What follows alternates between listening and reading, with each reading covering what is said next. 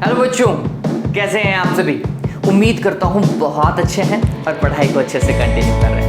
मैं हूँ प्रशांत माहेश्वरी और fun with physics YouTube channel पर आप सभी का बहुत बहुत स्वागत है। नया चैप्टर चालू कर दिया है, विद्युत धारा का चुंबकीय प्रभाव। एक वीडियो आपने देख भी लिया होगा। आज हम सेकंड वीडियो के ऊपर हैं जिसमें हम दो टॉपिक को डिस्कस करेंगे। पहला टॉपिक है चुंबकीय क्षेत्र की दिशा ज्ञात करना, मतलब चुंबकीय क्षेत्र की दिशा को ज्ञात करने के लिए कौन कौन से नियम हैं उनको हम डिस्कस करेंगे। एनसीईआरटी पर्पज से चलेंगे तो हम दो मेनली नियमों को गौर करेंगे जिनसे हमारा सारा काम हो जाएगा। फिर बायो-सावर्ट का नियम बहुत इंपॉर्टेंट नियम है। इससे पहले वाले सिलेबस में दो डेरिवेशन थे, अब सिर्फ सिंगल डेरिवेशन है, उसको अपन डिस्कस करेंगे। जो लास्ट टाइम सिलेबस में डेरिवेशन था उसका फाइनल फॉर्मेट में लिख दूंगा और हो सका तो आज हम उस पर न्यूमेरिकल भी करने की कोशिश करेंगे ताकि हमारे कॉन्सेप्ट जो है वो मजबूत रहे और कोई रीजन नहीं। ठीक है, चलिए काम करना चालू करते हैं। टॉपिक को उठाता हूं। पहला टॉपिक है चुंबकीय क्षेत्र की दिशा। तो इसके अंदर बहुत सारे नियम जो हैं दिए गए हैं। इनमें से पहला जो नियम है बच्चों, ये आपने बहुत तरीके से पढ़ा होगा। टॉपिक डाल लीजिएगा, क्या डालना है, चुंबकीय क्षेत्र की दिशा।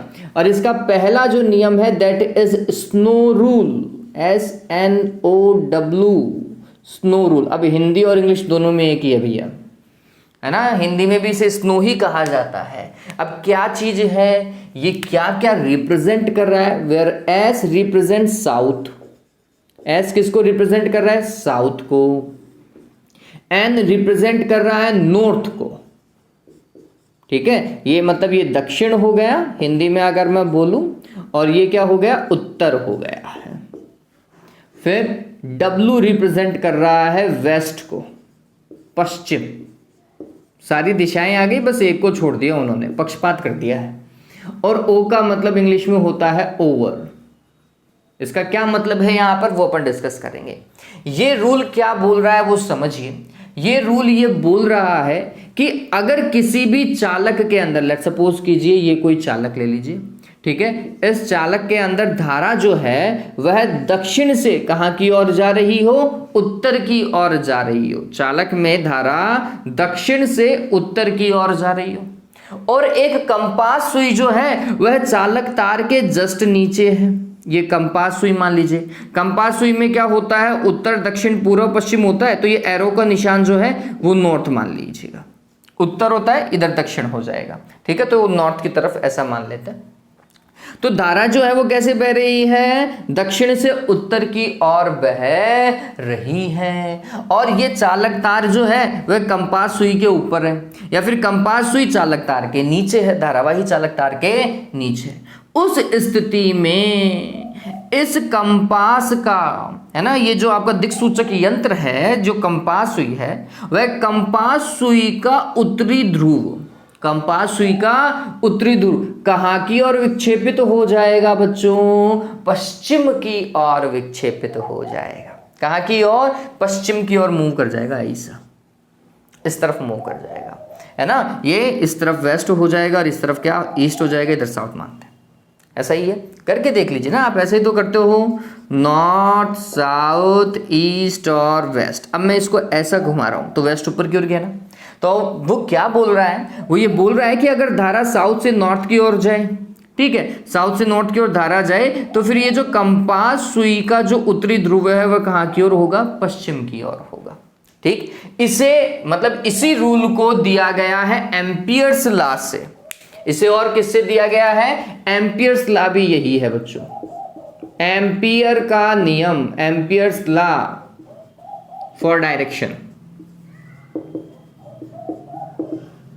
है ना। इसे एम्पियर स्विमिंग लॉ भी बोलते हैं, एम्पियर स्विमिंग लॉ, तैरने वाला नियम। ये क्या बोलता है कि अगर कोई इंसान जो है किसी नदी तालाब जिसमें भी वो तैर रहा है, वो कुछ ऐसा तैरे, है ना, नदी तालाब में ऐसा तैरे कि ऐसा मान लीजिए ये इंसान, ये उसके पांव, ये उसके हाथ और ये उसका सिर। ठीक है, तो इंसान कैसे तैर रहा है, ऐसा तैर रहा है कि धारा उसके पांव से प्रवेश करे और कहां से बाहर निकले, सिर से बाहर निकले। धारा उसके पांव से प्रवेश करे और सिर से बाहर निकले तो फिर उस इंसान का जो लेफ्ट हैंड है ना, उस इंसान का जो लेफ्ट हैंड है वह चुंबकीय नॉर्थ को प्रदर्शित करेगा। अब लेफ्ट हैंड कहां की ओर स्विच किया, कहां की ओर स्विच किया, आंसर है वेस्ट की ओर जा रहा है ना। तो हम यही तो बोल रहे हैं कि लेफ्ट हैंड कहां की ओर जाएगा, नॉर्थ दिशा को प्रदर्शित करेगा। नॉर्थ को मतलब कंपास सुई के नॉर्थ को प्रदर्शित करेगा। और हम यही तो बोल रहे हैं कि कंपास सुई का नॉर्थ कहां की ओर जा रहा है, वेस्ट की ओर जा रहा है। ठीक है, तो ये बात ध्यान में रखना। अगर एम्पियर स्विमिंग लॉ भी आ जाता है तो भी हमें इसी तरीके से देखना है कि यदि कोई इंसान किस प्रकार तैर रहा हो कि विद्युत धारा उसके पांव से प्रवेश करे और सिर से बाहर निकले तो उस व्यक्ति का लेफ्ट हैंड कंपास सुई के उत्तरी ध्रुव के विक्षेप को प्रदर्शित करेगा। कंपास सुई के उत्तरी ध्रुव के विक्षेप को प्रदर्शित करेगा। क्लियर हो गया, डन है। लिखें इस चीज को। चलिए मैं आपको सिंपल बता देता हूं आपको क्या क्या लिखना है। वैसे मेरे को मिटाना नहीं चाहिए था ना। ओके चलो, इस नियम में स्नो लॉ के अंदर हम क्या लिखेंगे वो समझिए।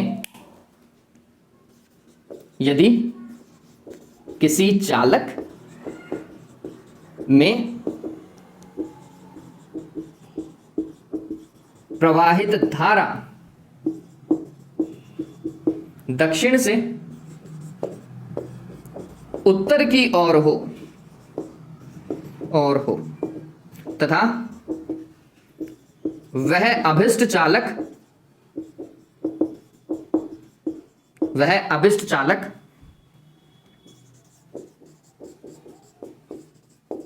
कंपास के ऊपर स्थित हो। बात समझ रही है क्या, ये क्लियर है ना। वह चालक क्या होना चाहिए, कंपास के ऊपर होना चाहिए। वह अभिष्ट चालक कंपास के ऊपर स्थित हो तो कंपास का उत्तरी ध्रुव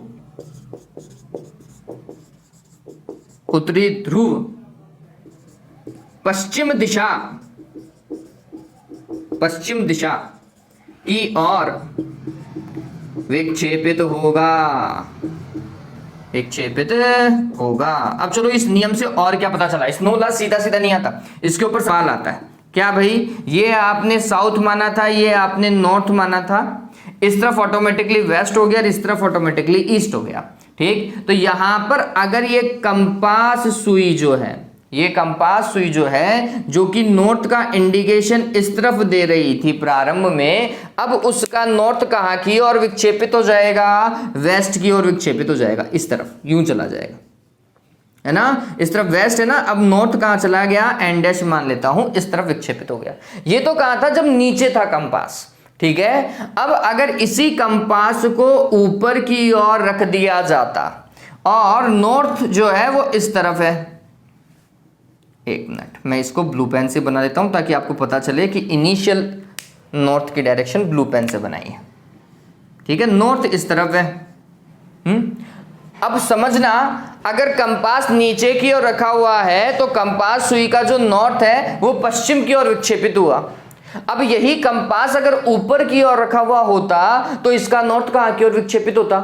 तो ध्यान में रखो, ऊपर और नीचे चुंबकीय क्षेत्र की दिशा विपरीत होती है। और स्टेट ने बताया था, किसने बताया था, और स्टेट ने बताया था कि किसी भी चालक तार के ऊपर तथा नीचे चुंबकीय क्षेत्र की दिशा अलग अलग और एक दूसरे के विपरीत होती है। तो अगर ये इस तरफ वेस्ट में मूव किया तो ऊपर की ओर ये कहां की ओर मूव करना चाहिए बच्चों, ईस्ट की तरफ मूव करना चाहिए। ध्यान में रखना, ये कॉन्सेप्चुअल क्वेश्चन है। कहां की ओर मूव कर जाएगा, अब एन डैश ईस्ट की ओर मूव कर जाएगा अगर वह कंपास कहां रखा हुआ हो, चालक तार के ऊपर रखा हुआ हो या चालक तार कंपास के नीचे हो। बात समझ में आई क्या? अच्छा सवाल है, बहुत अच्छा सवाल होगा बच्चों, ध्यान में रखिएगा। मेरे हिसाब से ये आपके दिमाग में हमेशा रहेगा। चलिए इस चीज को उतारो और मैं इस तरफ एक बार के लिए एम्पियर लॉ लिख लेता हूं, फिर स्क्रीनशॉट ले लीजिएगा एक साथ ही, है ना।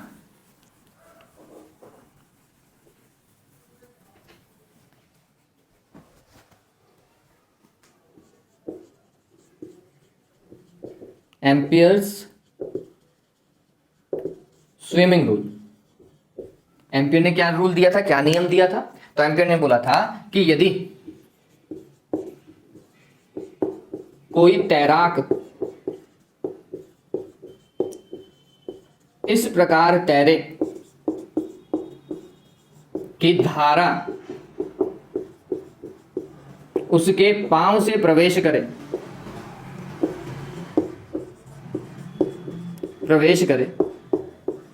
तथा सिर से बाहर निकले तो तैराक का लेफ्ट हैंड, अब मेरे को लेफ्ट हैंड सही समझ में नहीं आ रहा, दायां या बायां लिखूं, मैं कंफ्यूज हो गया हूं, इसलिए मैंने लेफ्ट हैंड लिख दिया। ठीक है, आप देख लीजिएगा इसे हिंदी में क्या कहता है। तो तैराक का लेफ्ट हैंड कंपास के उत्तरी ध्रुव के विक्षेप को प्रदर्शित करेगा। ठीक है, ये ध्यान में रखो। चलो, तो ये एम्पियर लॉ और ये स्नो रूल, हालांकि इन दोनों रूल का उपयोग नहीं करेंगे जब हम डायरेक्शन देखेंगे, इन दोनों ही रूल का उपयोग नहीं करेंगे जब हम डायरेक्शन देखेंगे, क्योंकि ये कंफ्यूजिंग है ना। तो एग्जाम के अंदर अगर ये रूल ही लिख दे कि भाई ये रूल ही लिखो तो याद रखना ही है, लेकिन जब हम क्वेश्चन करेंगे या किसी कॉन्सेप्ट को समझेंगे तो इन दोनों रूल का मैं कभी उपयोग नहीं करूंगा। ठीक है, कौन से रूल को देखेंगे वो एक बार के लिए देखते हैं, इसको एक बार के लिए उतारो, जल्दी से इस चीज को उतार लीजिए बच्चों, स्क्रीनशॉट। देखिए नेक्स्ट रूल, ये है राइट हैंड थंब रूल, जिसे हम बोलते हैं दाएं हाथ के अंगूठे का नियम, और सबसे ज्यादा इंपॉर्टेंट है अंगूठे का नियम। बहुत सिंपल है बच्चों, ये बहुत ज्यादा सिंपल है, इसी का उपयोग करेंगे। देखो क्या बोल रहा है ये, ऐसा कोई चालक तार मानो और इस चालक तार में धारा ऐसी है, ये किसकी दिशा प्रदर्शित कर रहे हैं हम, धारा की दिशा है भैया। ये चालक तार में धारा ए से कहां की ओर जा रही है, बी की ओर जा रही है। मैं इसे पी से क्यू मान लेता हूं, पी से कहां की ओर जा रही है, क्यू की ओर जा रही है। तो ये क्या बोलता है कि आप अपने दाएं हाथ से, इमेजिन करो कि आप अपने दाएं हाथ से इस चालक तार को पकड़ रहे हैं, राइट हैंड से आपने क्या किया, इस चालक तार को ऐसे पकड़ लिया। ठीक है, और आपने फिर क्या किया, अपना ये जो अंगूठा है ना, इस अंगूठे को कहां की दिशा में, धारा की दिशा में व्यवस्थित किया। ठीक है, धारा की दिशा में अंगूठे को व्यवस्थित किया, तो आपके ये जो दाएं हाथ की घूमती हुई अंगुलियां हैं वो किसको प्रदर्शित करेंगी, चुंबकीय क्षेत्र को प्रदर्शित करेंगी। किसको प्रदर्शित करेंगी, चुंबकीय क्षेत्र को प्रदर्शित करेंगी। तो हम बोलते हैं ऐसा है ना, ये लो, तो यहां पर अगर हम देख रहे हैं तो हमारी अंगुलियां अंदर की ओर जा रही हैं, और अगर इसके इस तरफ देख रहे हैं तो हमारी अंगुलियां बाहर की ओर आ रही हैं। ठीक है, गौर समझ रहे हो ना, ऐसा पकड़ा ऐसा घुमाओ तो एक तरफ तो अंदर की ओर जा रही है और दूसरी तरफ देखते तो बाहर की ओर जा रही है। विपरीत हो गया क्या, चुंबकीय क्षेत्र अंदर की ओर या चुंबकीय क्षेत्र बाहर की ओर, दोनों तरफ विपरीत है, हमें ये भी पता चला। ठीक है, क्लियर हुआ ये। चलो, अब ये चीज और इंपॉर्टेंट है कि हमेशा चुंबकीय क्षेत्र जो है वो इस चालक तार के तल के लंबवत होता है। इस चालक तार का तल कैसा, ऐसा मालूम है, तो इसके लंबवत अंदर की ओर है, यहाँ इसके लंबवत बाहर की ओर। क्लियर है, इस चीज को ध्यान रखिएगा। तो हमने बोला कि अगर यहां पर कोई चुंबकीय क्षेत्र देखना होता तो समझिए चुंबकीय क्षेत्र को कैसे प्रदर्शित करते हैं, ये बहुत इंपॉर्टेंट है। धारा को और चुंबकीय क्षेत्र को कैसे प्रदर्शित किया जाता है, तो हम बोलते हैं कि अगर ये तल के लंबवत प्रदर्शित किए गए हैं तो यहां पर हम बनाएंगे क्रॉस। क्या बनाएंगे बच्चों, क्रॉस बनाएंगे। क्रॉस क्या बताता है कि चुंबकीय क्षेत्र तल के लंबवत अंदर की ओर है। ठीक है, ये क्या बता रहा है, ये बता रहा है कि चुंबकीय क्षेत्र तल के लंबवत कहाँ की ओर है, अंदर की ओर है। ये बहुत इंपॉर्टेंट है, पूरे चैप्टर में यही घूमेगा, अंदर की ओर है चुंबकीय क्षेत्र की दिशा। और जैसे ही आप यहां से बाहर निकले ना, अंगुलियां यहां से बाहर निकाली, तो यहां हम सिर्फ डॉट ही बनाएंगे। यहां क्या बनाएंगे, सिर्फ डॉट ही बनाएंगे। और डॉट किसको प्रदर्शित करेगा, चुंबकीय क्षेत्र तल के लंबवत, लेकिन कहां की ओर, बाहर की ओर है। तो यहां पर हम लिखेंगे चुंबकीय क्षेत्र तल के लंबवत और कहाँ की ओर? बाहर की ओर, बाहर की ओर। ये सबसे ज्यादा इंपॉर्टेंट हो गया। और ये कैसे देखा गया वो हम बता रहे हैं अभी। देखो किस तरीके से लिखेंगे। इस नियम के अनुसार, इस नियम के अनुसार यदि किसी धारावाही चालक तार को दाएं हाथ से इस प्रकार पकड़ा जाए कि चालक तार में प्रवाहित धारा की दिशा, धारा की दिशा अंगूठे द्वारा प्रदर्शित हो, अंगूठे द्वारा प्रदर्शित हो, तो दाएं हाथ की घूमती हुई या मुड़ी हुई अंगुलियां चुंबकीय क्षेत्र की दिशा को क्या करेंगे? प्रदर्शित करती हैं, प्रदर्शित करती। ठीक है, तो अगर इसी को ही और चेंज कर लिया जाता, अब अगर हम धारा की दिशा ऐसे ले लें तो क्या होगा? आपको तार को पकड़ना है, किससे? राइट हैंड से पकड़ना है, और ऐसा कि आपका थंब जो है वो धारा की दिशा में जाए, थंब धारा की दिशा में जाए। तो मुड़ी हुई अंगुलियां, पता चल रहा है? इस तरफ अगर मुड़ रही हैं तो इस तरफ हम बोल रहे हैं अंदर की ओर जा रही, अंदर की ओर जा रही है तो क्या बनाएंगे? क्रॉस बनाएंगे। और यूं लेकर के आए तो यहां पर क्या बनाएंगे बच्चों? डॉट बनाएंगे। बनाएंगे नहीं बनाएंगे? बाहर की ओर आ रही है ना। क्लियर हुआ? चलो ये पता चल गया। अब एक आपके लिए है, आपको ये बताना है कि अगर कोई चालक तार ऐसा हो तो इस तरफ क्या बनाओगे? यहां पर मैं पॉइंट मान लेता हूं P और इधर पॉइंट मान लेता हूं Q। इन दोनों पॉइंट के ऊपर चुंबकीय क्षेत्र की दिशा को दर्शाओ। P पर क्रॉस आएगा या डॉट आएगा, और Q पे क्रॉस आएगा या डॉट आएगा, आपको बताना है। बस ये ध्यान रखना, अगर एक जगह डॉट आ गया तो दूसरी जगह क्रॉस आ जाएगा। ठीक है, ध्यान रखना। तो आपको बस ये प्रदर्शित करके आना है, ये आपके लिए सवाल है। ठीक है, ये क्वेश्चन है आपके लिए कि आपको प्रदर्शित करना है, क्या करेंगे। ओके, चलो उतारो इस चीज को, जल्दी से उतारिए इस चीज को। स्क्रीनशॉट ले लिया बच्चों? नेक्स्ट नियम के ऊपर चले। नेक्स्ट है वृत्तीय धाराओं हेतु दाहिनी हथेली का नियम। वृत्तीय धाराओं हेतु दाहिनी हथेली का नियम, और ये बहुत अच्छा नियम है।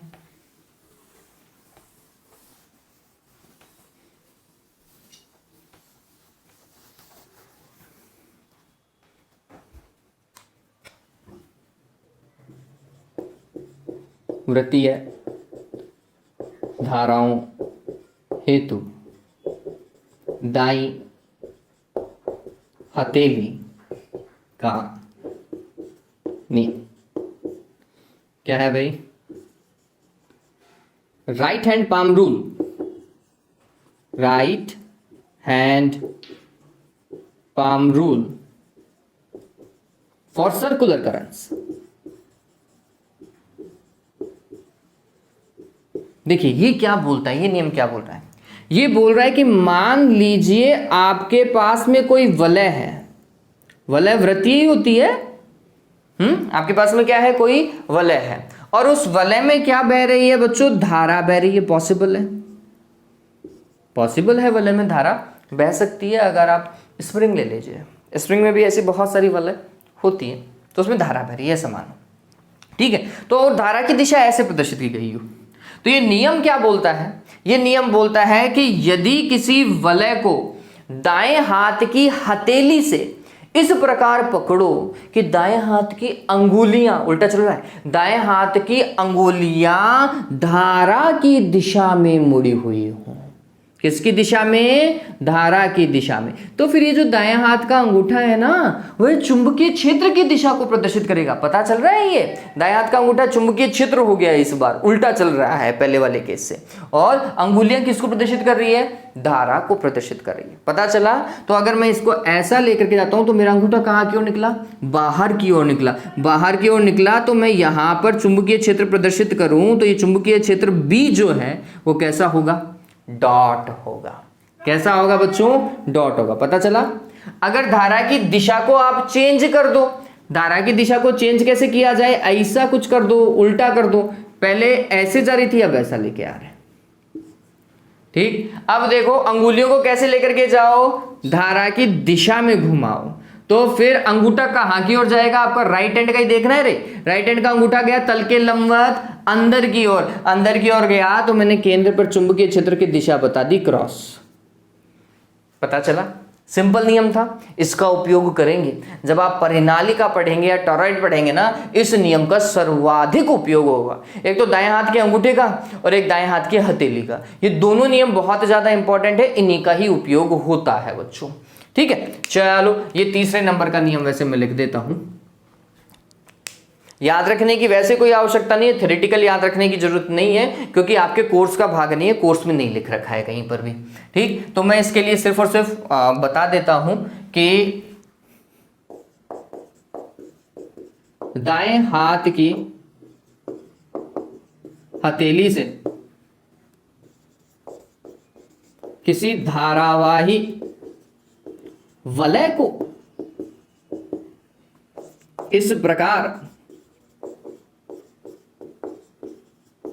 पकड़ा जाए कि घूमती हुई अंगुलियां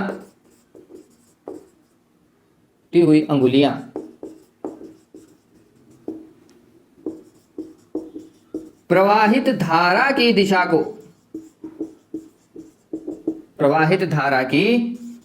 को प्रदर्शित करें तो दाएं हाथ का अंगूठा किसको प्रदर्शित करेगा? चुंबकीय क्षेत्र की दिशा को प्रदर्शित करता है। ठीक है, चलो उतारो इस चीज को। उतारो क्या है? स्क्रीनशॉट ही लेना है, जल्दी से इसका स्क्रीनशॉट ले लीजिए बस। नेक्स्ट और लास्ट रूल है ये मैक्सवेल का कॉर्क पेच नियम। ये एग्जाम में पूछा जा सकता है, 5 सालों में एक बार आने के चांसेस रहते हैं, बहुत कम आता है। समझ लो, हम जब न्यूमेरिकल या डेरिवेशन करेंगे तो हम इस रूल का कभी उपयोग नहीं करेंगे। ठीक है, क्या बोलता है? ये बोलता, देखो आपको एक इंडिकेशन दिखाई दे रहा होगा। आपने अगर किसी भी पेच को अपने राइट हैंड से पकड़ रखा है, किससे पकड़ रखा है बच्चों? राइट हैंड से पकड़ रखा है। ये मान लीजिए ये पेच है और ये पेच की नोक है ना, और आपने एक स्क्रू ड्राइवर लिया, स्क्रू ड्राइवर इसके पीछे लगा रखा है और अब आप क्या कर रहे हैं? इस पेच को कस रहे हैं। ठीक है, कस रहे हैं तो ये इस पेच का नोक कहां की ओर जाएगा? आगे की ओर। ठीक है, तो अब ये नियम क्या बोलता है कि यदि किसी चालक तार में प्रवाहित धारा की दिशा को दक्षिणावर्त पेच की नोक से प्रदर्शित किया जाए, दक्षिण हाथ से पकड़ा हुआ था और ये पेच है, इसकी नोक से प्रदर्शित किया जाए। किसी चालक तार में प्रवाहित धारा की दिशा को दक्षिणावर्त पेच की नोक की दिशा से प्रदर्शित किया जाए। ये नोक की दिशा कहां की ओर आप कस रहे हो ना, तो ऊपर की ओर जा रही है, धारा भी हम ऊपर की ओर मान रहे हैं। तो फिर पेच को घुमाने के लिए अंगूठे के घुमाने की दिशा, आप ऐसा ही तो घुमाओगे, यूं ही तो घुमाओगे। अंगूठा इस तरफ गया, इस तरफ यूं जा रहा है। ठीक है, अंगूठे की दिशा चुंबकीय क्षेत्र को प्रदर्शित करेगी। ठीक है, आपने क्या किया? इस पेच की नोक है ना, इस पेच के नोक की गति की दिशा, नोक की गति की दिशा, ऐसे कस रहे हैं तो आगे की ओर जा रहा है वो। ठीक है, नोक की दिशा यदि प्रवाहित धारा की दिशा को प्रदर्शित कर रही है, किसको? धारा की दिशा भी अंदर की ओर, पेच का नोक भी अंदर की ओर, आगे की ओर बढ़ रहा है। तो फिर इस पेच को घुमाने के लिए जो अंगूठा है जिस दिशा में मुड़ता है, अंगूठे के मुड़ाव की दिशा किसको प्रदर्शित करेगी? चुंबकीय क्षेत्र को प्रदर्शित करेगी। बहुत सिंपल है ना? ठीक है, तो हम इसको कैसे लिखेंगे वो समझिए। इसे कुछ ऐसा लिखा जाएगा, इस नियम के अनुसार, इस नियम के अनुसार किसी दक्षिणावर्त कॉर्क पेच की नोक की गति की दिशा यदि चालक में प्रवाहित धारा की दिशा में आगे बढ़े तो पेच को घुमाने के लिए अंगूठे का मुड़ाव चुंबकीय क्षेत्र की दिशा को प्रदर्शित करता है। ठीक है, ये किसने बताया? मैक्सवेल ने। फाइनली सारे नियम कंप्लीट हो चुके हैं, सारे नियम कंप्लीट हो चुके हैं। दिमाग में कौन कौन सा रखना है एग्जाम पर्पस से? दाहिने हाथ का अंगूठे का नियम, राइट हैंड थंब रूल, और दूसरा ये है। ठीक है, और तीसरा एम्पियर का नियम है, तीसरा एम्पियर का नियम है। ये तीन तो आपके किस में है? सिलेबस के पार्ट हो गए। स्नो रूल और एम्पियर का नियम एक जैसा ही है। वो जो बीच में वृत्तीय धाराओं के लिए मैंने जो करवाया था ना, वो आपके सिलेबस का पार्ट नहीं है, लेकिन उससे हमारा काम आसान होता है। तो याद रख लीजिएगा कि कैसे काम करेंगे उसमें। ठीक है, एक बार के लिए इस चीज को उतार लीजिए, फिर हम आगे बढ़ते हैं बायो सावर्ट के ऊपर। बायो सावर्ट पे आगे की ओर बढ़ते हैं। नेक्स्ट और ऑल एंड ऑलमोस्ट आज का लास्ट टॉपिक है हमारे पास में, बायो सावर्ट का नियम, और इसे बहुत अच्छे तरीके से पढ़ना है, एग्जाम में आता है। इस नियम को बच्चों लाप्लास का नियम भी कहा जाता है। बहुत सारी स्टैंडर्ड बुक देखेंगे, वहां लाप्लास का नियम भी यही दिया हुआ है। मेन टॉपिक जो आपकी एनसीईआरटी में वो कुछ इस तरीके से, विद्युत धारा अवयव के कारण चुंबकीय क्षेत्र। ये वर्ड थोड़ा सा अलग है, विद्युत धारा अवयव। आपको अगर कल वाला वीडियो याद है तो वहां मैंने बोला था आइडियल, याद आ रहा था? आइडियल बोला था मैंने कि चुंबकीय क्षेत्र अगर देखा जाता तो वो आइडियल के कारण बन रहा है। यही विद्युत धारा अवयव है। धारावाही अल्पांश भी इसे ही कहा जाता है। ठीक है, इसी के कारण चुंबकीय क्षेत्र को हम डिस्कस करेंगे। बायो सावर्ट लॉ इसी के कारण बोलता है भाई सारा काम। ये नियम बहुत ज्यादा इंपॉर्टेंट है चुंबकीय क्षेत्र को बताने के लिए, क्योंकि आगे वाली डेरिवेशन भी इसी से रिलेटेड है और इससे बहुत सारी चीजें सिंपल हो जाती समझने के लिए। नियम को बनाने की शुरुआत क्या है तो बोला था कि खीर जो है ना, खीर में क्या क्या पड़ना चाहिए? दूध पड़ना चाहिए, चावल पड़ना चाहिए, इलायची डालनी चाहिए, जो भी चीजें डालनी चाहिए, केसर वेसर, वो सारा का सारा काम कौन करके चले गए थे? ऑरस्टेड करके चले गए थे। ऑरस्टेड ने बोला चुंबकीय क्षेत्र जो है धारा पे निर्भर कर रहा है, दूरी पे निर्भर कर रहा है, धारा की दिशा पे निर्भर कर रहा है। तो देखो मैं सारी रामायण देख करके चला गया हूं। अब ये सारा का सारा इसमें आना चाहिए, चुंबकीय क्षेत्र वाले केस में आना चाहिए कि चुंबकीय क्षेत्र इन कारकों पे निर्भर कर रहा है। तो इन सभी को मिलाओ और एक नियम बना दो या फिर एक फॉर्मूला तैयार कर दो। और वो फॉर्मूला फिर किसने तैयार कर दिया? बायो सावर्ट ने। इस खीर को पकाने का काम किसने किया? बायो सावर्ट ने किया। ठीक है, किस तरीके से किया वो देखिए, बहुत सिंपल सा है, ये बहुत सिंपल है। क्या बोल रहा है वो? लेट सपोज कीजिए ऐसा कोई धारावाही अल्पांश है। अब आप बोलो कि सर इसको सीधे बना लेते, कोई दिक्कत नहीं, आप सीधा बना लो, कोई दिक्कत नहीं है। ऐसा बस अच्छा लगता है, ऐसे टेढ़ा मेढ़ा बनाते हैं तो ऐसा लगता है कॉम्प्लिकेटेड चीज सिंपल तरीके से समझाएंगे, और कोई मतलब नहीं इस चीज का। ठीक है, तो ये मान लीजिए ये कोई पी क्यू चालक तार है जिसमें धारा की दिशा पी से कहाँ की ओर है? क्यू की ओर है। इसकी पूरी लंबाई शायद एल होगी, है ना। और इस एल के कारण हमने यहां पर एक छोटा सा अल्पांश ले लिया, छोटा सा। ठीक है, इस छोटे से अल्पांश की लंबाई हमने कितनी बोली? dl। कितनी बोली? dl बोली। इस dl अल्पांश का कोई ना कोई क्या होगा? केंद्र होगा। इस dl अल्पांश में क्या जा रही है? धारा जा रही है, इसलिए बोला जाता है इसे धारावाही अल्पांश। क्या बोला जाता है? धारावाही अल्पांश, या फिर हम इसे क्या बोलेंगे? विद्युत धारा अवयव बोलेंगे। धारावाही अल्पांश थोड़ा सा ज्यादा सिंपल पड़ेगा। इसके केंद्र से, धारावाही अल्पांश के केंद्र से लगभग r दूरी पर कोई बिंदु मान लीजिए। लेट सपोज कीजिए ये वाला बिंदु जो है वो P1 है, P1 पॉइंट मानते हैं। ठीक है, P1 बिंदु है, और ये अगर मैं इसकी सीधी ऐसे दूरी देखता ना, ये U ऐसे, ठीक है, ये सीधी अगर दूरी दी जाती तो ये दूरी कितनी है, R है बच्चों, ये R दूरी पर है, ठीक है। R दूरी पर कोई अल्पांश P1 कोई बिंदु है P1, उसके ऊपर हमें क्या ज्ञात करना है, चुंबकीय क्षेत्र ज्ञात करना है। किसके कारण ज्ञात करना है, dl अल्पांश के कारण।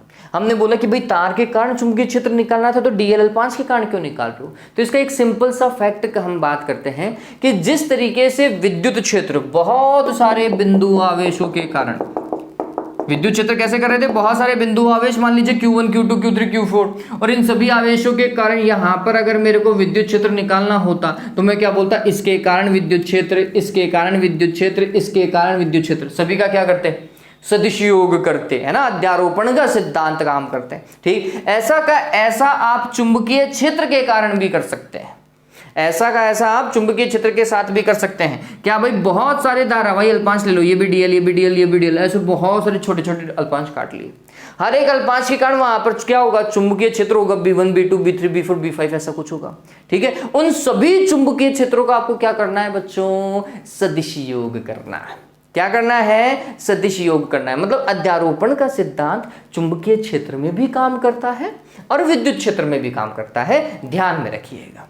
ठीक है, चलिए अब क्या हो रहा है, ये दूरी में लिख देता हूं R है, दूरी कितनी है, R है, वेक्टर से लिख देते हैं। इसकी दिशा अगर मैं देखूं तो ऐसी दिशा मान लेता हूं।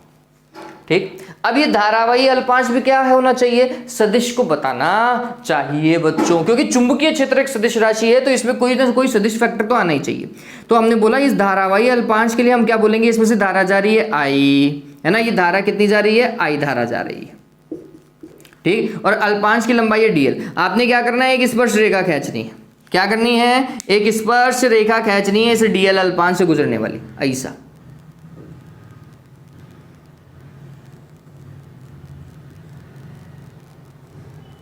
ऐसी आपने क्या खींच दी, एक स्पर्श रेखा। अब इस स्पर्श रेखा की दिशा कहाँ की ओर देखें, ऊपर की ओर या नीचे की ओर, तो एक सिंपल सा तरीका बोला कि धारावाही अल्पांश है, जहां की ओर धारा जा रही है स्पर्श रेखा की दिशा भी उसी तरफ देखी जानी चाहिए। तो ये जो dl वेक्टर है ना, वो इस तरफ देखा गया। मैं इसे अगर सही रूप से देखूं तो मैं इसे आइडियल वेक्टर बोलूंगा, I तो ऐसा का ऐसा dl वेक्टर। ठीक है, हाँ, आप dl वेक्टर से भी लिख करके आ रहे हैं, कहीं कोई गलती नहीं है, ध्यान में रखिएगा। चलिए, और इन दोनों के बीच में क्या बन रहा है, एक कोण, किस किस के बीच में, एक तो आइडियल वेक्टर और r सदिश के बीच में, या dl वेक्टर और r के बीच में। ठीक है, इन दोनों के बीच में क्या बन रहा है, कोण बन रहा है। मोस्टली किताबों के अंदर I को हटाया हुआ होता है, dl वेक्टर लिखा होता है, कोई दिक्कत वाली बात नहीं है बच्चों, कोई दिक्कत वाली बात नहीं है। चलो, अब ये नियम अगर हम ऑरस्टेट को दिमाग में रखते हुए बोलते तो ये नियम बहुत सारी राशियों पे डिपेंड करना चाहिए था। मतलब यहां पर अगर मैं चुंबकीय क्षेत्र मानूं तो ये जो छोटा सा अल्पांश है, छोटे से अल्पांश के कारण चुंबकीय क्षेत्र कितना लिखा जाएगा, dB। पूरे के कारण कितना लिखा जाता, B लिखा जाता। सीधी सी बात है। ये चुंबकीय क्षेत्र कैसा है, तो देखो धारा ऐसे जा रही है बच्चों, यूं धारा ऐसे जा रही है, तो चुंबकीय क्षेत्र तल के लंबवत अंदर की ओर है, ध्यान में रखना, क्रॉस आएगा इधर। अगर इस तरफ देखते तो हम बोलते धारा ऐसे जा रही ना, तो ये घुमाई अंगुलियां ऐसे बाहर की ओर आ रहा है, तो इधर आता बिंदु P, तो फिर डॉट लगाते, ये भी ध्यान में रखना। अभी तो उधर ज्ञात करें, तो चुंबकीय क्षेत्र तल के लंबवत है, ये दिमाग में रखो, ये दिमाग में रखो। आगे मैं बोलूंगा आपके दिमाग में नहीं आएगा कि सर आप चुंबकीय क्षेत्र को ऐसे क्यों नहीं बता रहे हो, ऐसे क्यों नहीं बता रहे हो चुंबकीय क्षेत्र। बच्चों चुंबकीय क्षेत्र तो तल के लंबवत या तो अंदर होगा या बाहर की ओर होगा, ऐसा ही है। तो अगर मैं ऐसा बताऊंगा इसको, अब ऐसा तो मैं लाइन तो ड्रॉ कर ही नहीं पा रहा हूं ना अंदर की ओर, ठीक है, तो हमने क्रॉस बता दिया उसको। ठीक है, विद्युत क्षेत्र मत समझ लेना, विद्युत क्षेत्र क्या होता है, यहाँ Q आवेश है, यहाँ वो बिंदु है जहां पे विद्युत क्षेत्र ज्ञात करना है, हम तो ऐसे सीधी लाइन कह देते, ये विद्युत क्षेत्र की दिशा लो, ये विद्युत क्षेत्र थोड़ी है, नहीं है ना। इस चीज को दिमाग में रखना। बहुत सारे बच्चे यही कंफ्यूज करते हैं कि सर चुंबकीय क्षेत्र को ऐसे ही खींच दो ना, dB इधर ही बना दो ना, नहीं भाई इस तरफ थोड़ी है, ये तो अंदर की ओर है, तल के लंबवत अंदर की ओर है इस समय। ठीक है, ये चीज थोड़ा ध्यान में रखें। चलिए, तो अगर हम ऑरस्टेट को दिमाग में रखते तो ऑरस्टेट ने क्या क्या बोला था, ये जो dB है वो डिपेंड करेगा I के ऊपर, ये जो dB है वो डिपेंड करेगा किसके ऊपर, कि भैया धारा तो मैं बता चुका हूं, दूरी के ऊपर।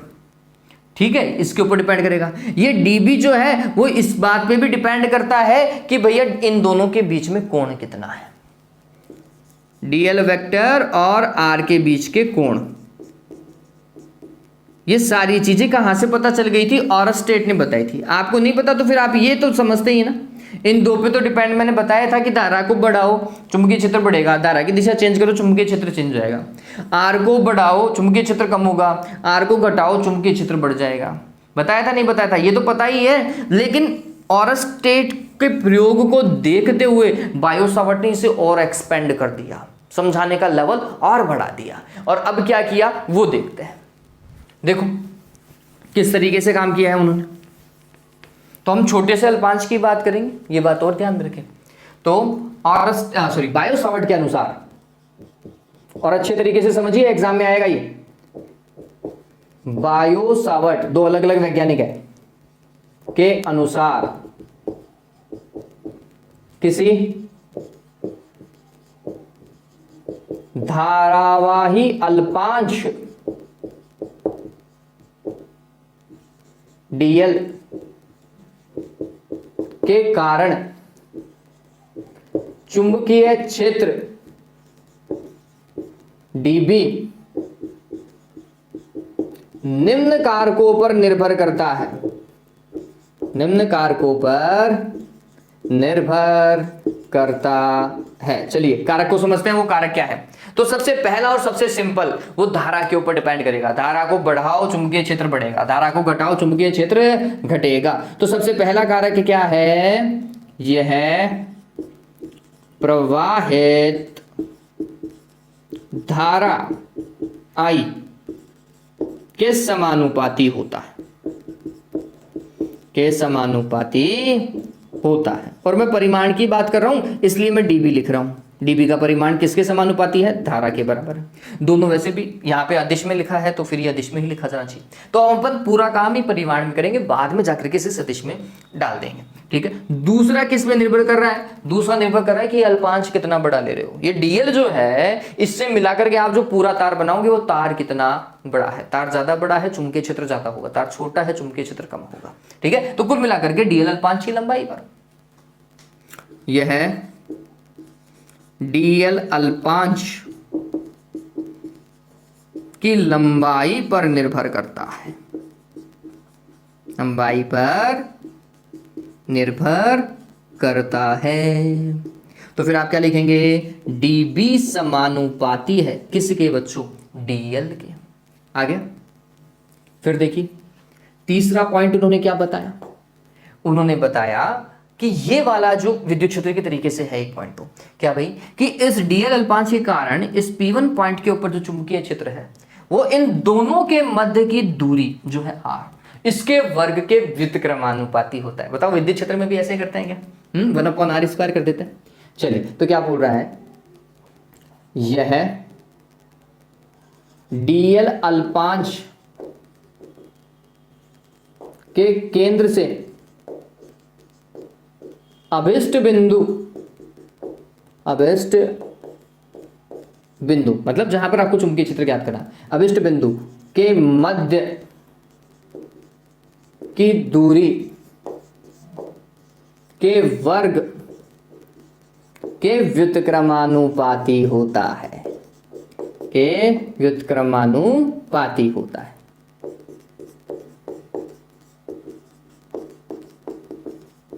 बात समझ में आई? इसका मतलब ये जो dB है वो वास्तविकता में 1/r² है। और लास्ट और फाइनल जो उन्होंने बताया वो ये था कि यह वास्तविकता में dl अल्पांश तथा r सदिश के मध्य बना जो कोण है इसके साइन थीटा पर निर्भर करता है। कोण के किस पर? साइन थीटा पर। चलिए साइन को हिंदी में बोलते हैं ज्या, ध्यान में रखिएगा। कोस को बोलते हैं बच्चों कोज्या, और tan को बोलते हैं स्पर्शज्या। ये नाम ध्यान में रखना, इनके नाम ध्यान में रखिएगा, ये यूज होते हैं फिजिक्स में, है ना। तो हमें क्या लिखना है? उन्होंने और लास्ट में क्या बताया? यह dl सदिश तथा r सदिश के मध्य बने कोण थीटा की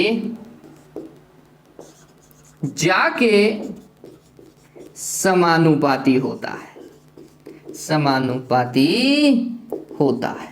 ठीक है, तो इसका मतलब क्या हुआ, dB जो है वह समानुपाती है किसके बच्चों, साइन थीटा के। ये चार चीजें बताई, ये चार चीजें उन्होंने खुद ने गणना करी, खुद ने प्रयोगों को एग्जामिन किया और फिर बताया कि ऐसा ऐसा काम हो रहा है भैया। ठीक, और अब इन चारों का क्या करना है, एक साथ लेकर के आना है। जल्दी से इस चीज को उतारो, स्क्रीनशॉट लो, फिर काम करते हैं। अभी तक अपन परिमाण में चल रहे हैं, इसे दिशा में भी लिखा जाएगा। उतार लिया, स्क्रीनशॉट लिया। चलिए, तो इन चारों को मैं एक साथ ले रहा हूं। समीकरण 1 2 3 4 से लिख लीजिए। समीकरण 1 2 3 4 से देखो, समीकरण 1, 2, 3 व 4 से क्या होने वाला है वो देखिए। ये जो dB है वह समानुपाती प्राप्त हो रहा है I के, dl के और साइन थीटा के, तथा व्युत्क्रमानुपाती था r² के। ऐसा ही लिखा जाएगा। फिर समानुपाती को हटाओ तो क्या लगाओ, नियतांक लगाओ। आप k लगा सकते हैं, बहुत सारी किताबों में k लिखा हुआ है। मैं डायरेक्ट NCERT को ही यूज कर रहा हूं, तो फिर हम लिखेंगे μ0/4π। उस k का मान कितना है बच्चों, μ0/4π है। कितना है, μ0/4π I dl sign theta divided by r²। और ये पूरा का पूरा क्या है, नियतांक है, समानुपातिक नियतांक, समानुपातिक नियतांक। चलिए, अब आप बोलोगे कि ये कहां से उठा लाए भाई, तो ऐसा काम विद्युत क्षेत्र में भी तो है। आप लिखते हैं विद्युत क्षेत्र E बराबर, बताता हूं मैं, ऐसा लिखते हो ना, KQ डिवाइडेड बाय r², जहां K क्या था, 1/4πε0 Q डिवाइडेड बाय r²। लिखते हो नहीं लिखते हो रे, लिखते हो ना। यहां पर ये K नियतांक ही तो है, तो यहां पर ये नियतांक है। चुंबकीय क्षेत्र में μ0/4π होता है, विद्युत क्षेत्र में 1/4πε0 होता है। ठीक है, इस तरीके से ये काम कर रहा है, और कोई दिक्कत नहीं। तो ये भी नियतांक है, वो भी नियतांक है। ठीक, चलिए, इस ε0 को क्या बोलते हैं, विद्युतशीलता। किसकी, निर्वात की विद्युतशीलता। ऐसे ही इस μ0 को बोला जाएगा निर्वात की चुंबकशीलता। ये विद्युतशीलता है, वो चुंबकशीलता है। दोनों का खुद का एक मान है। इसका 8.85 गुणा 10⁻12 है, इसका 4π × 10⁻7 है। दोनों का खुद का एक मान है, और इससे एक बहुत बढ़िया रिलेशनशिप निकलेगा। अभी देखिए मैं बताऊंगा, और बहुत इंटरेस्टिंग पार्ट है वो, बहुत इंटरेस्टिंग पार्ट है। चलिए, ये क्लियर हुआ क्या, इतना डन हुआ। चलिए, अब देखो इस चीज को, ये एग्जाम में आए तो इतना लिख करके आना ही आना है। एग्जाम में आए तो इतना लिख करके आना ही आना है। अब थोड़ा सा समझते हैं बच्चों। यहां पर ये जो μ0 है ना, μ0, इसको बोला जाता है निर्वात की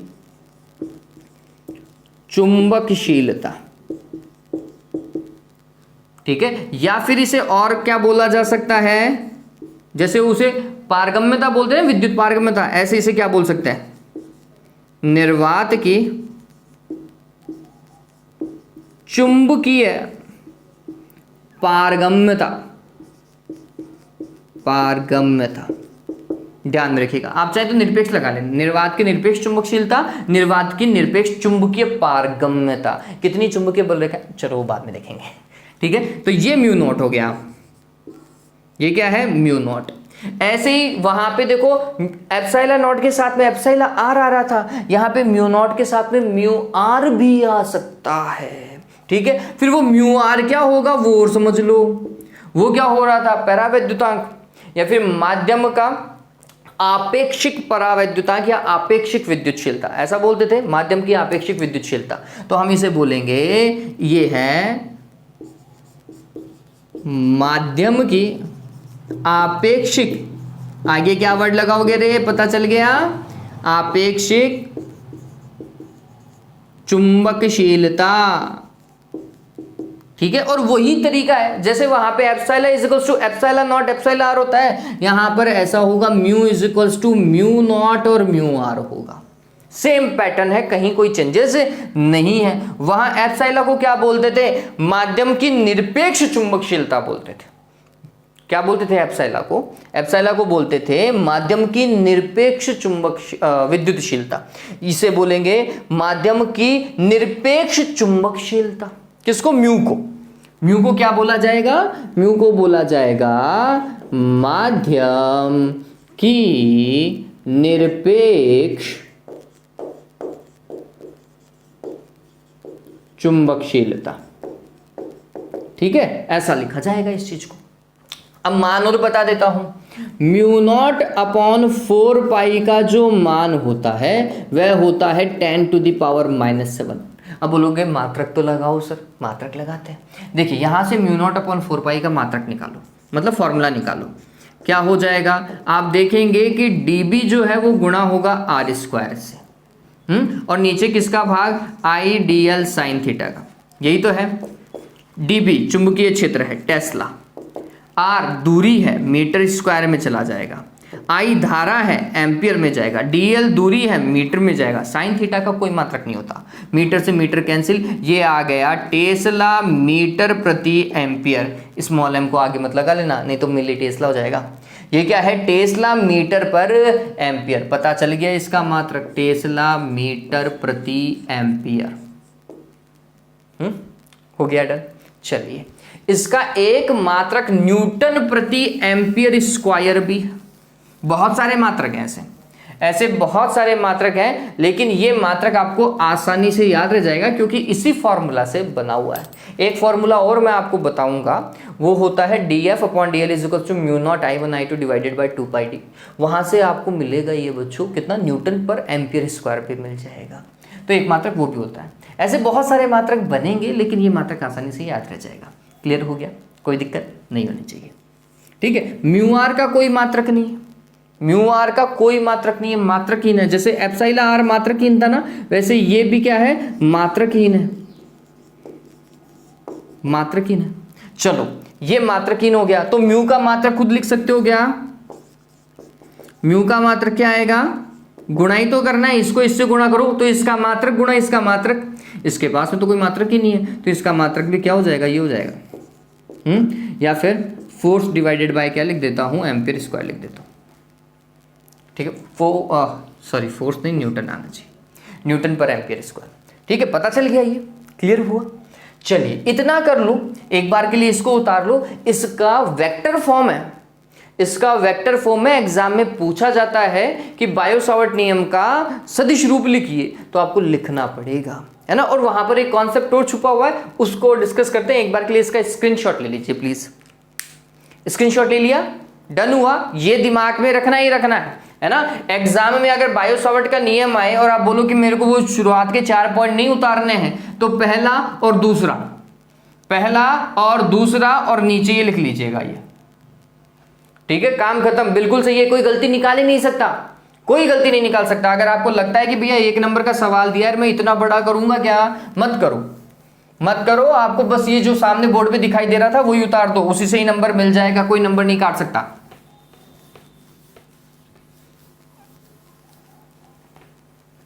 अब हम क्या करेंगे? बायो-सावर्ट नियम का सदिश रूप। और मैं आपको 2 तरीके बताऊंगा लिखने के, 2 क्या ज्यादा ही देखेंगे। Biot-Savart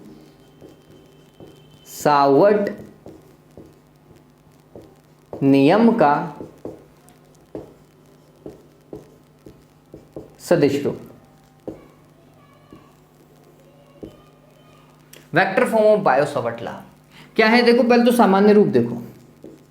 dB is equals to mu not upon 4 pi I d l sine theta divided by r square.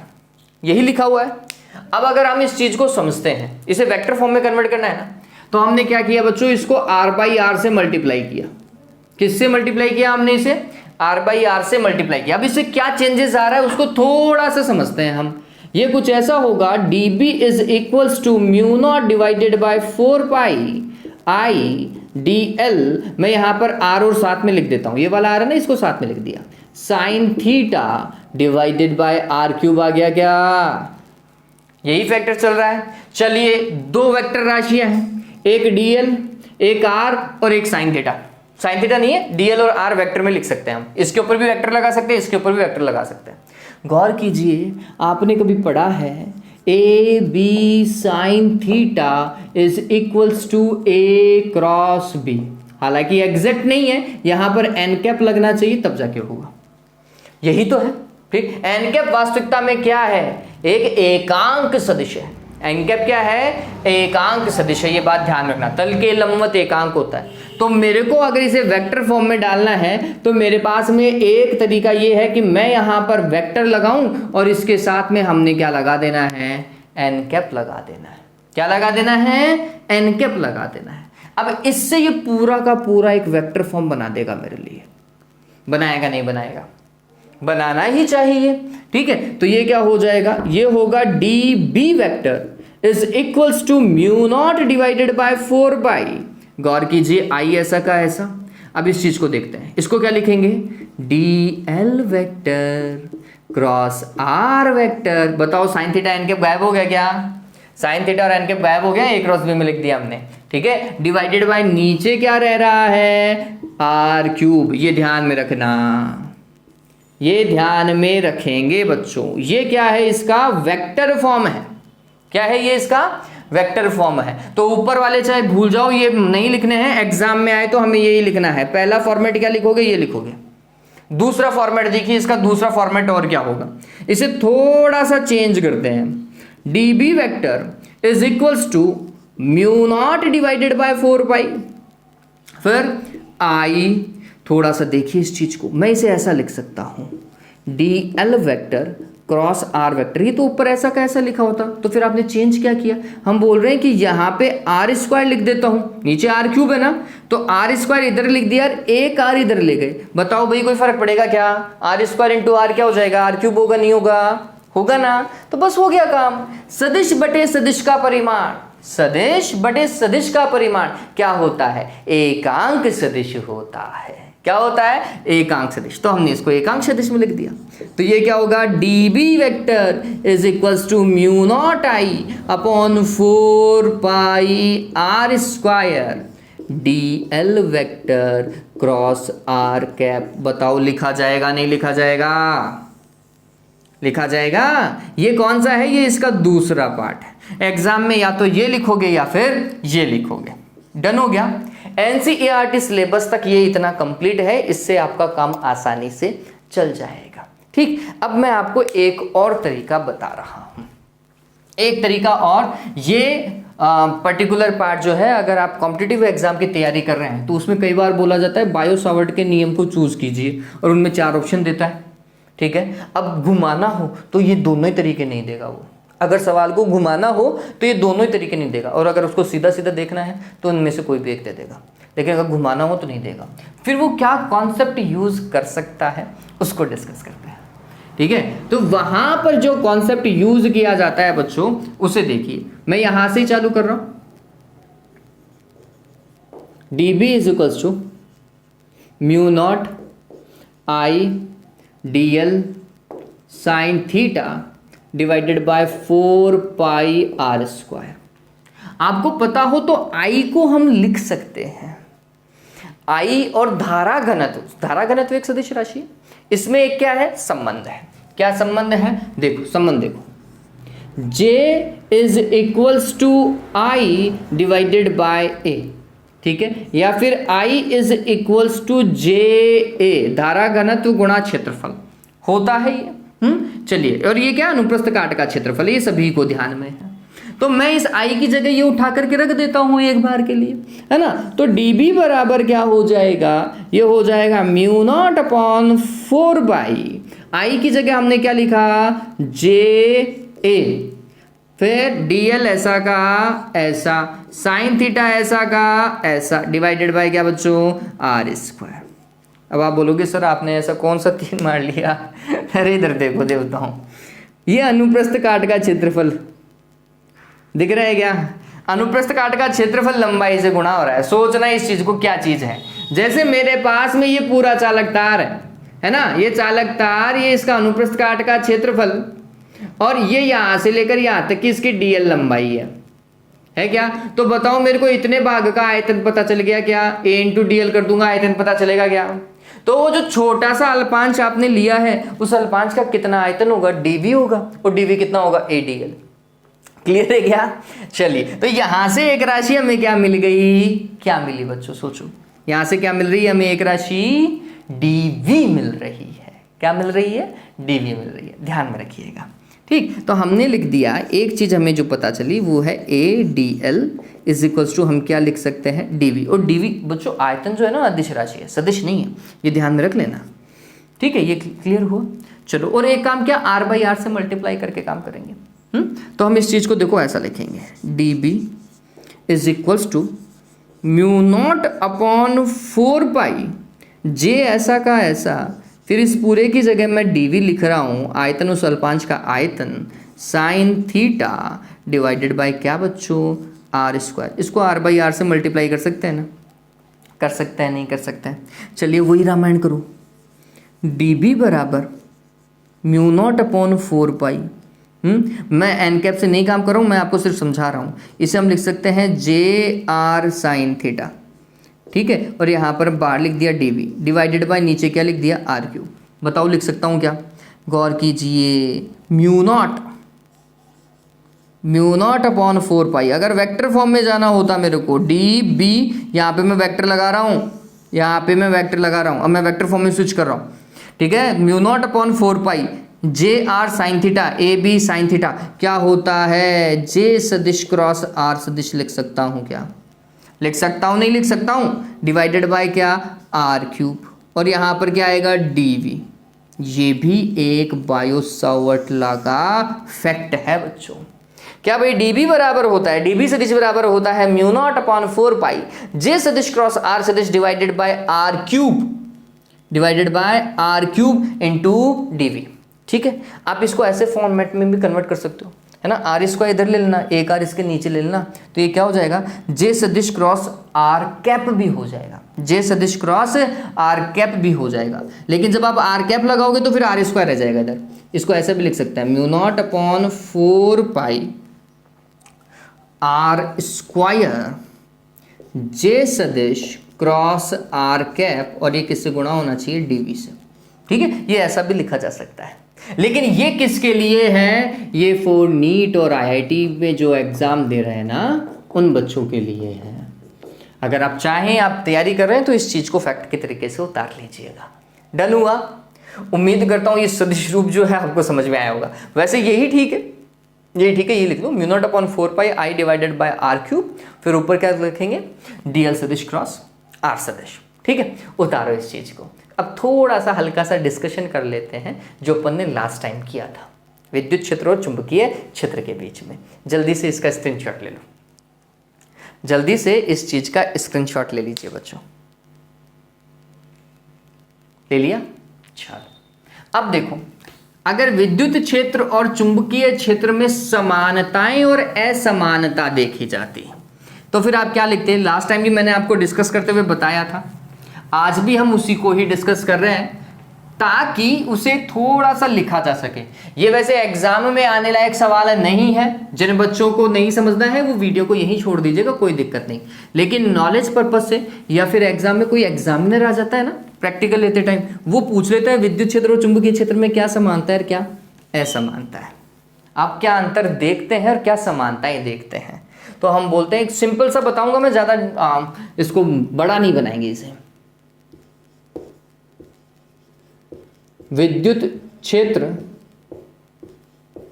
तथा चुंबकीय क्षेत्र में समानता एवं असमानता।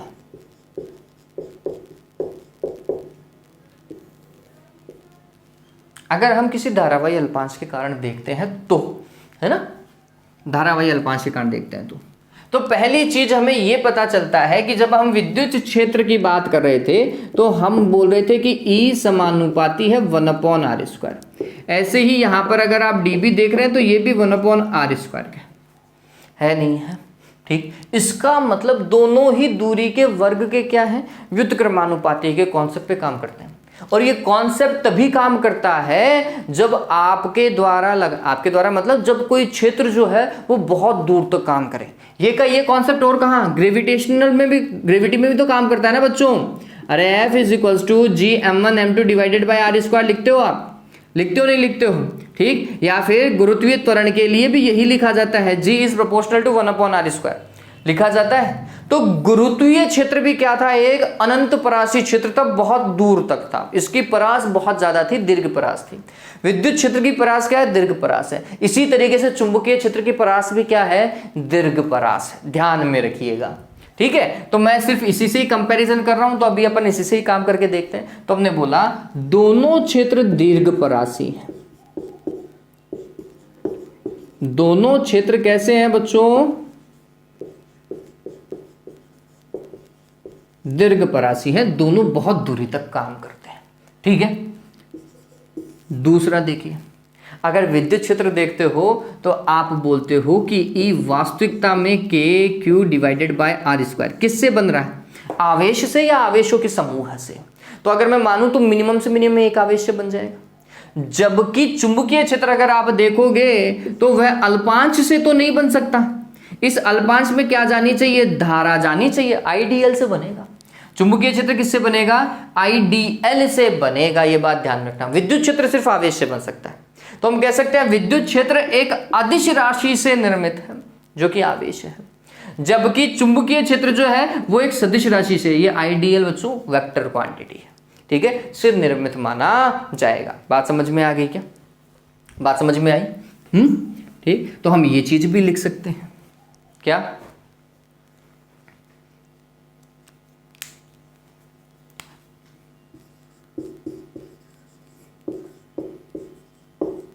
विद्युत क्षेत्र का मूल कारण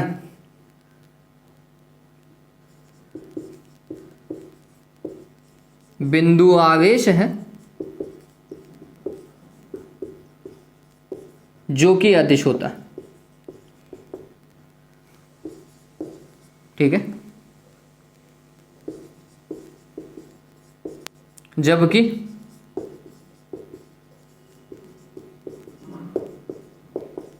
चुंबकीय क्षेत्र का कारण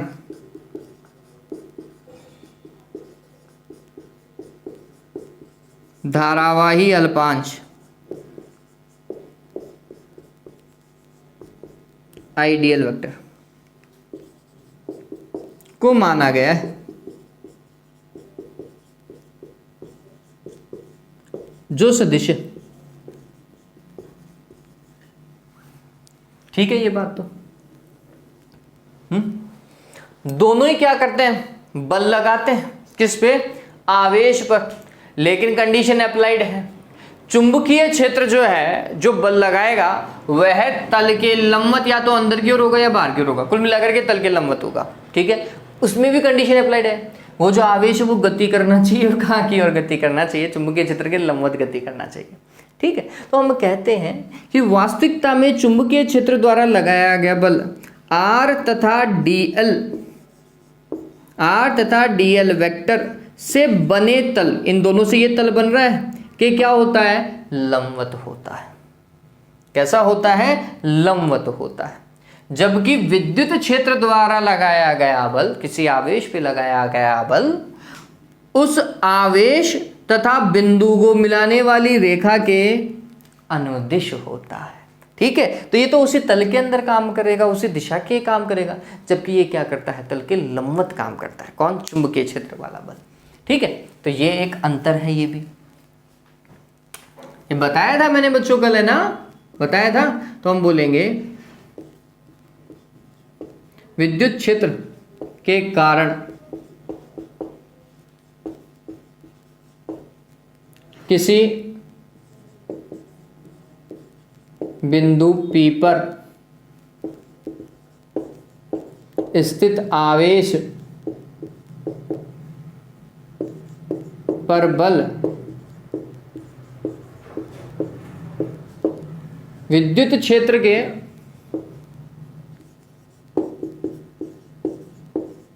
अनुदिश होता है। ये डिपेंड करता है कि वो दूसरा आवेश कैसा है, प्लस का या फिर माइनस का। माइनस का है तो विद्युत क्षेत्र की तरफ या विपरीत दिशा में, और प्लस का है तो विद्युत क्षेत्र की दिशा में बल अनुभव करेगा, लेकिन होगा तो विद्युत क्षेत्र के अनुदिशी। ठीक, जबकि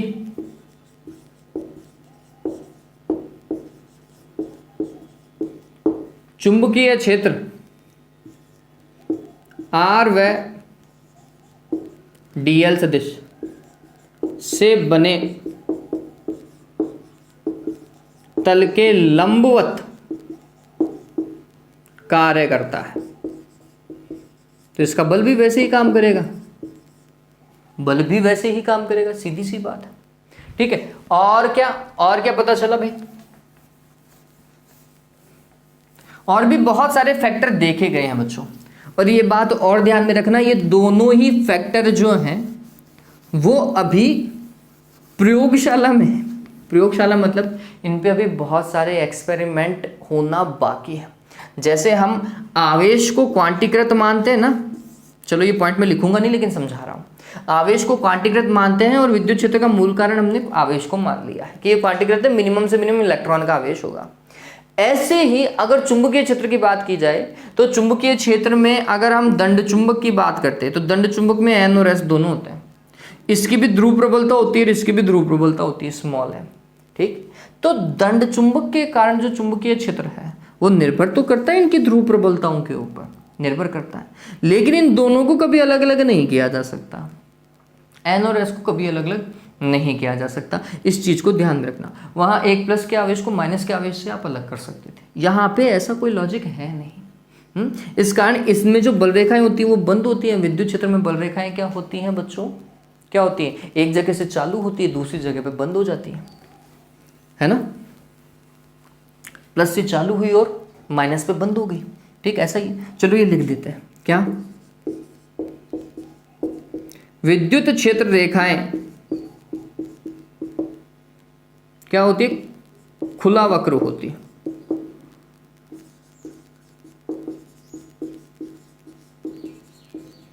अथवा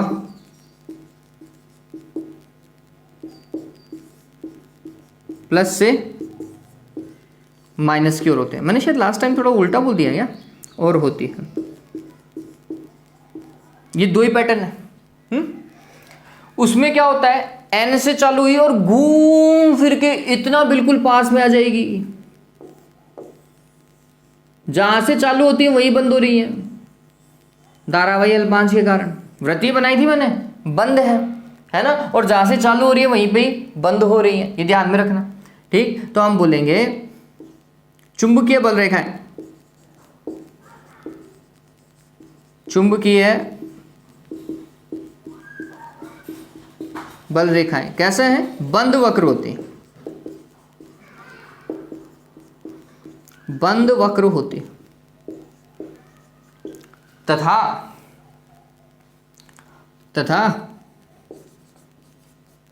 जहां से प्रारंभ होती हैं वहीं समाप्त होती हैं, वहीं समाप्त होती है, तभी तो बंद वक्र है।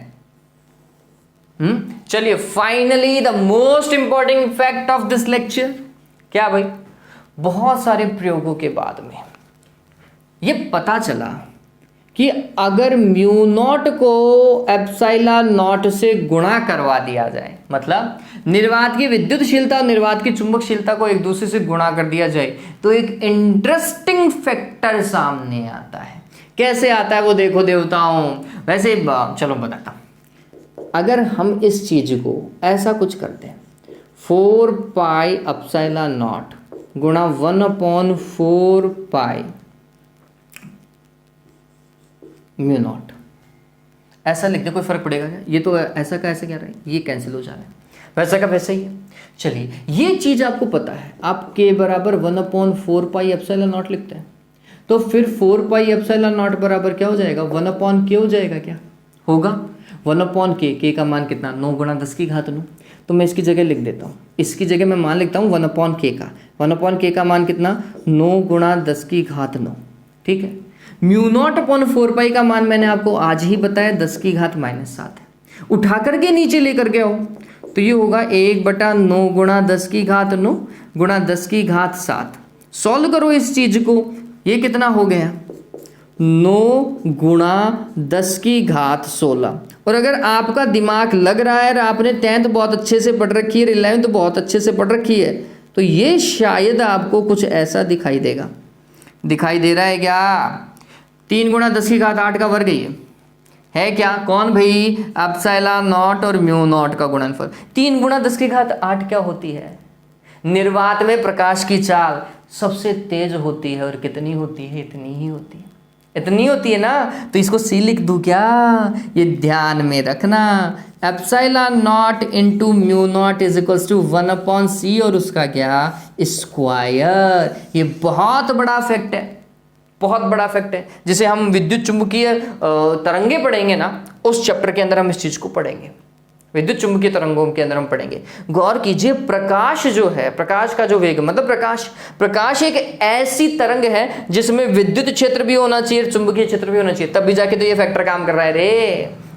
यहां से ही पहली बार शायद पता लग गया होगा कि भैया प्रकाश जो है वो एक विद्युत चुंबकीय तरंग है, तब भी जाके तो ये दोनों फैक्टर एक साथ काम किए।